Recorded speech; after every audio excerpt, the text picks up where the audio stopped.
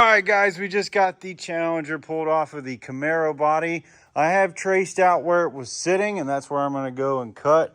A lot of this I'm just kind of guessing at the moment, just trying to get us pretty close.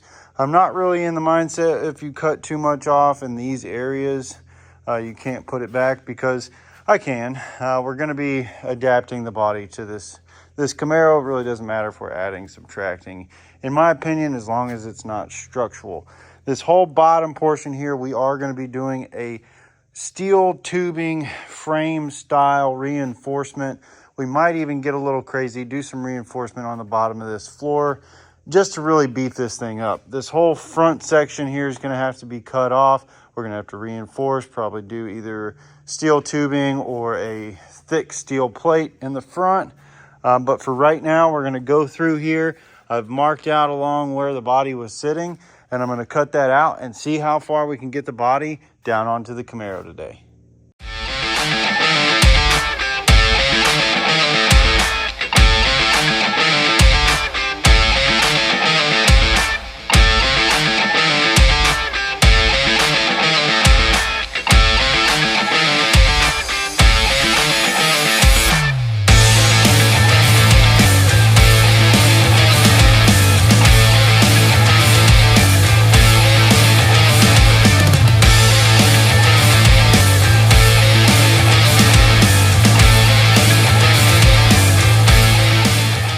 All right, guys, it is the next day. We did a lot of cutting and trimming, pulling it up, pulling it down. I didn't want to video all that. I wanted to get this thing sat down to where I thought it was going to be.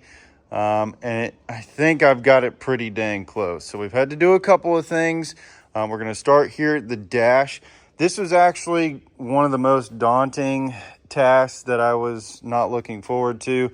I thought I was going to have to take the entire dash out. Really wanted to try to stay away from that, and I was able just to take a die grinder, cut across where we were sitting when the car was up in the air. It looks a little far here, but we've dropped down so much into the dash that this is actually going to work out pretty good. I'm hoping that the windshield is going to sit completely flush with the dash. We'll have to trim and do some fine tuning there to make sure everything sits flush along this cut line, and it'll mount here. And that windshield should sit directly flush on this dash pad. And then what we'll do is we'll go across the windshield and we'll black it out so you won't be able to see into the dash or anything like that.